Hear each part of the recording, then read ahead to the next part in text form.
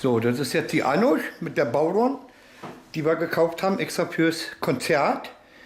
Ne? Anusch hatte schon mal eine, die ist aber leider abhanden gekommen und jetzt hat sie eine neue gekriegt. So. Wow. Zeig sie mal, wie sie aussieht von der Seite. Ja, so schön. Warte mal, ich mache mal eine Nahaufnahme. So, jetzt seht ihr die neue Bauron. Nicht? Und die neue Anusch, da sieht man sie. Ja, wunderbar. Gut. So.